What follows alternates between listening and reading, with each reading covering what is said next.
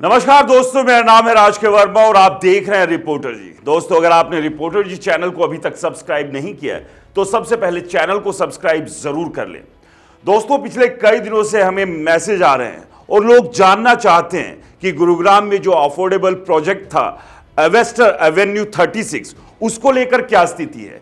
आप जानते ही हैं कि फिलहाल विभाग ने इसके ड्रॉ को होल्ड कर दिया है। अब इस सब के बीच तमाम वो लोग, करीब 51,000 लोगों ने एप्लीकेशन दी थी, वो ये जानना चाहते हैं कि ये ड्रॉ फिर से होगा या फिर जो पहले ड्रॉ हुआ था उसी को ड्रॉ माना जाएगा। और इस सब के बीच जो बाकी लोगों ने 5% के हिसाब से 1,45,000 रुपए जमा किए थे फीस के तौर पर, वो उन्हें वापस कब मिलेंगे। क्योंकि अफोर्डेबल में जितने फ्लैट होते हैं और जिन लोगों के फ्लैट निकल जाते हैं उनकी ये राशि उस पैसे में एडजस्ट हो जाती है, लेकिन जिनके फ्लैट्स नहीं निकलते हैं उन्हें ये 5% की राशि वापस मिल जाती है। लेकिन चूंकि इस पूरे मामले में, इस प्रोजेक्ट के ड्रॉ में अब तकनीकी ग्लिच की वजह से ये ड्रॉ में जो गड़बड़ी की बात सामने आ रही है वो हुआ, या फिर इसमें कोई मिली भगत थी बिल्डर और विभाग के बीच में, ये तमाम सवाल हैं और इन सवालों के जवाब ही एक जांच जो है वो ढूंढ रही है। आज इस वीडियो में आपके भी उन तमाम सवालों के जवाब हम देने की कोशिश करेंगे जो आप कई दिनों से हमसे जानना चाहते हैं कि आपके पैसे का क्या होगा, यानी कि जो 5% की राशि आपने जमा कराई थी वो कब तक मिल सकती है। इसके अलावा अभी तक जांच कहां तक पहुंची, क्योंकि जांच रिपोर्ट 27 फरवरी तक सौंपी जानी थी जो कि अभी तक नहीं सौंपी गई है। तो एक बार फिर से इस पूरे मामले की परतें खोलने की कोशिश करेंगे और कोशिश करेंगे आपके भी तमाम सवालों के जवाब देने की। इसके लिए आप इस वीडियो को अंत तक जरूर देखें। इसके अलावा आप सोच रहे होंगे कि ये जो 747 करोड़ का फिगर है, इस फिगर का इस प्रोजेक्ट से क्या लेना देना है और ये जो पैसा है वो किसकी तिजोरी में है, कहां हम इसे ढूंढने की कोशिश कर रहे हैं, इस सवाल का भी जवाब देंगे। लेकिन उससे पहले जो सबसे बड़ा सवाल है जिसका कि आप लोग भी बेसब्री से इंतजार कर रहे हैं कि अब कितना इंतजार और करना पड़ेगा, ये जानने के लिए कि जो इस प्रोजेक्ट यानी कि एस्टर एवेन्यू 36 जो प्रोजेक्ट है, इसके ड्रॉ का क्या कुछ रहने वाला है। क्या वो जो ड्रॉ पहले हुए थे वही मान्य होंगे, क्योंकि उन ड्रॉ पर सवाल ये उठा था कि एक ही कस्बे यानी कि एक ही इलाके से आने वाले लोगों के ही तमाम फ्लैट्स निकल गए। और इसी बात को लेकर बड़ा सवाल खड़ा हुआ था इस ड्रॉ के ऊपर कि आखिरकार जो ये ऑनलाइन ड्रॉ कराया गया, जो कि डीटीसीपी डिपार्टमेंट के द्वारा कराया जाता है, और डीटीसीपी डिपार्टमेंट ये कह रहा है कि उसने थर्ड पार्टी हायर की थी जो कि ये पूरा का पूरा प्रोसेस फॉलो करती है। अब ये थर्ड पार्टी जो है इसने कुछ धांधली की, या फिर जो ऑनलाइन ड्रॉ हुआ उसमें कोई ग्लिच आया, या फिर बिल्डर की तरफ से कुछ गड़बड़ी हुई, या फिर डीटीसीपी डिपार्टमेंट के लोग इसमें मिले हैं। तो ये तमाम सवाल है जो कि जांच में अटके हुए हैं और उसकी जो जांच चल रही है। लेकिन उससे पहले आपको एक बार फिर से थोड़ा समझा देते हैं कि ये जो पूरा प्रोजेक्ट क्या है, उसके बाद बात करेंगे जो आपके सवाल है उनके बारे में भी। 4S डेवलपर प्राइवेट लिमिटेड इस प्रोजेक्ट को लेकर आया था जो कि अफोर्डेबल पॉलिसी के तहत लाया गया। गुरुग्राम के सोना में सेक्टर 36 में ये प्रोजेक्ट है। इसके अलावा इस प्रोजेक्ट में कुल 708 फ्लैट है और आप जानिए कि इन 708 फ्लैट्स के लिए कुल जो आवेदन आए थे 51,586 लोगों ने आवेदन दिए थे। और इस ड्रॉ की जो तारीख थी वो 27 जनवरी को ये ड्रॉ हुआ था। और आपको एक और बात बता दूं, आप चाहें तो इस ड्रॉ का जो वीडियो उस दिन रिलीज किया गया था लाइव बिल्डर के द्वारा भी और अलग अलग प्लेटफॉर्म्स पर भी मिल जाएगा। उस दौरान भी कुछ लोगों ने ड्रॉ में धांधली का जिक्र किया था। वो बातचीत अधिकारियों के साथ होती हुई या हल्की फुल्की नोकझोंक भी आप देख सकते हैं। यानी कि जिस दिन ड्रॉ हुआ था 27 जनवरी 2025 को, उस दिन भी उस ड्रॉ के प्रोसीजर के ऊपर सवाल कुछ लोगों ने वहां पर उठाया था।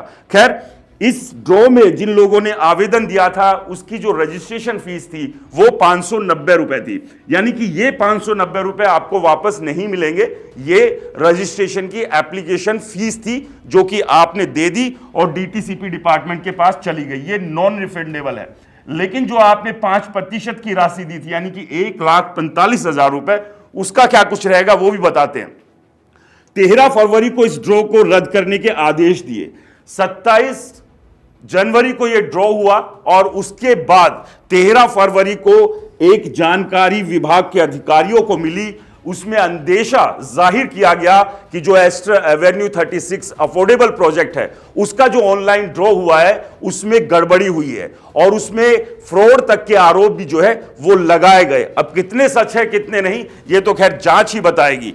इसके बाद 17 फरवरी को जो ड्रॉ रद्द किया गया था उस रद्द के आदेश को ही रद्द कर दिया गया, उसकी जगह ड्रॉ को होल्ड कर दिया गया और कहा गया कि 10 दिनों के भीतर जांच रिपोर्ट सौंपी जाए, जो कि आप ये आदेश की कॉपी यहां पर देख रहे हैं, जो आदेश डीटीसीपी डिपार्टमेंट के सीनियर अधिकारियों के द्वारा दिए गए थे। यानी कि 17 फरवरी को जो आदेश दिए गए उसमें 10 दिन का समय दिया गया था, यानी कि 27 फरवरी तक ये जांच रिपोर्ट सौंपी जानी चाहिए थी। लेकिन अब हम मार्च के मध्यम में खड़े हुए हैं, यानी कि आप समझिए करीब करीब उस जांच को जो 27 तारीख को सौंपी जानी चाहिए थी उससे भी अब 1 महीने के आसपास हो जाएगा। और सबसे बड़ी बात, जिस दिन जांच के आदेश दिए गए थे उससे तो अब 1 महीना पूरा हो चुका था, जो कि 10 दिन में सौंपी जानी चाहिए थी। अब यहां पर भी कई तरह के सवाल लोगों के जहन में है कि आखिरकार जो 10 दिन के भीतर जांच रिपोर्ट आ जानी चाहिए थी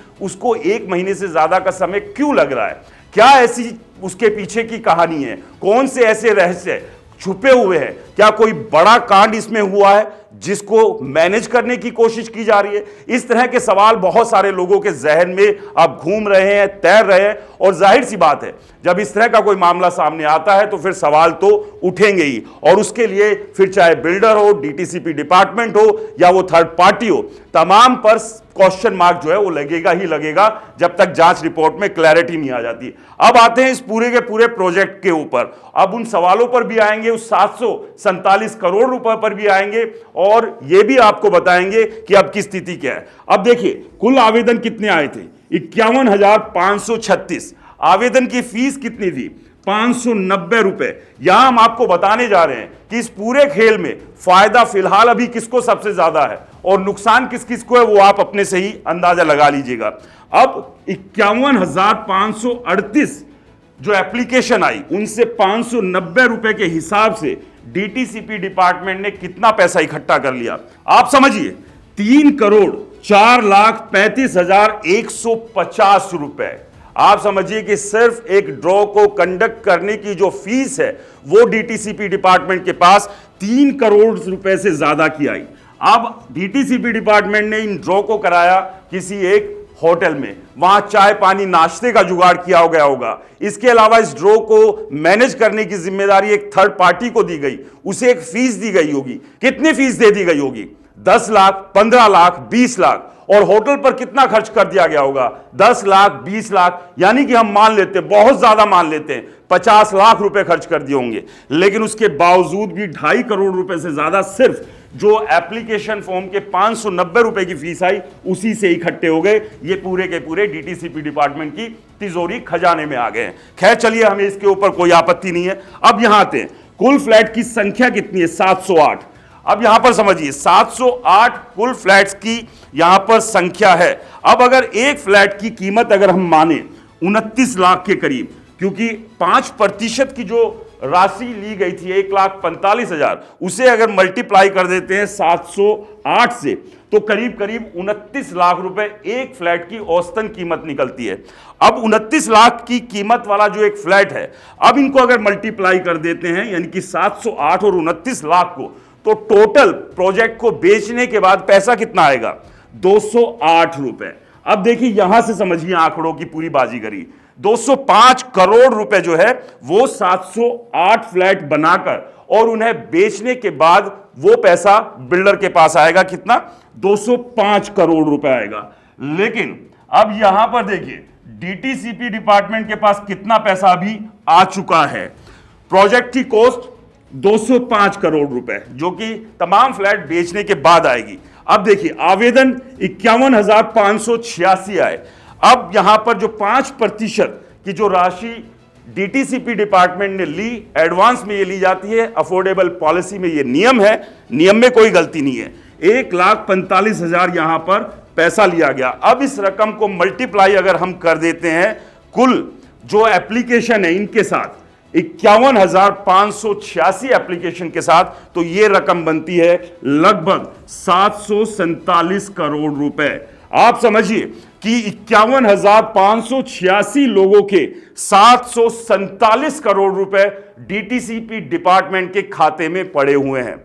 और इन्हीं 51,586 और इसमें से अगर हम फ्लैट्स जिनको मिलने हैं उन्हें निकाल देते हैं तो करीब करीब 51,000 लोगों को इस बात का बेसब्री से इंतजार है कि उनका पैसा, यानी कि 747 करोड़ रुपए में से उनका जो पैसा है वो कब मिलेगा। करीब करीब ये भी मान लेते हैं कि 725 करोड़ रुपए के आसपास होगा जो कि डीटीसीपी डिपार्टमेंट को देना है, या यूं कहे कि अब तक दिया जा चुका होता, लेकिन अभी तक ये पैसा कब वापस मिलेगा, इन तमाम जो 51,000 के करीब लोग हैं इन्हें यही इंतजार कर रहे हैं। क्योंकि ये वो लोग हैं, इनके पास ऐसा नहीं है कि तमाम इन लोगों के पास बहुत बड़ा बैंक बैलेंस था, किसी ने कहीं से कर्जा लिया होगा, किसी ने क्रेडिट कार्ड से ये पैसा भरा होगा, किसी ने कहीं और से जुगाड़ किया होगा, किसी ने बच्चों का हॉलिडे कैंसिल किया होगा।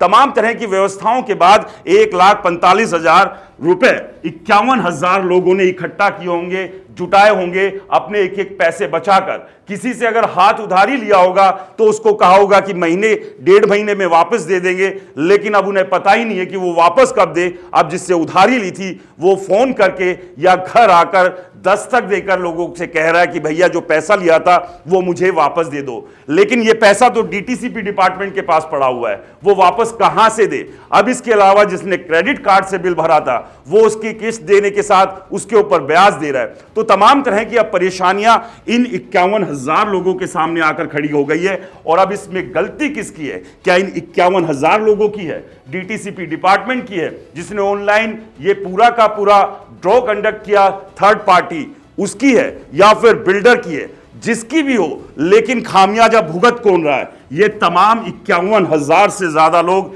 जिनका 747 करोड़ रुपए डीटीसीपी डिपार्टमेंट के खाते में पड़ा हुआ है, जो कि इसका ब्याज ले रहा है। एप्लीकेशन जो 590 रुपए के हिसाब से 3 करोड़ से ज्यादा पैसा आया वो तो डीटीसीपी के पास चला ही गया। अब इसके अलावा ये 747 करोड़ रुपए भी डीटीसीपी के पास है। आप समझिए जिस प्रोजेक्ट की कुल कीमत ही 205 करोड़ रुपए है, उसमें सिर्फ एप्लीकेशन से जो 5% से हिसाब से था वही 747 करोड़ रुपए हो गया। और यही अब एक इंतजार है, यही लोगों की चिंता है जो हमसे भी सवाल कर रहे हैं कि हमारा पैसा कब तक वापस आएगा। और इस सब को लेकर सबसे बड़ी बात यही है कि विभाग पूरी तरह से सन्नाटे में, कोई भी इस बात का जवाब ठीक से नहीं दे रहा है कि अभी तक इस जांच में हुआ क्या है। कोई दोषी मिला नहीं मिला, कोई मिलीभगत थी नहीं थी, कोई फ्रॉड हुआ था या नहीं हुआ था, ये टेक्निकल ग्लिच था या नहीं था, अभी तक कोई तस्वीर क्लियर डीटीसीपी डिपार्टमेंट की तरफ से नहीं की जा रही है। और हमारी नायब सैनी सरकार से भी यही एक गुजारिश है कि इस तरह के मामले,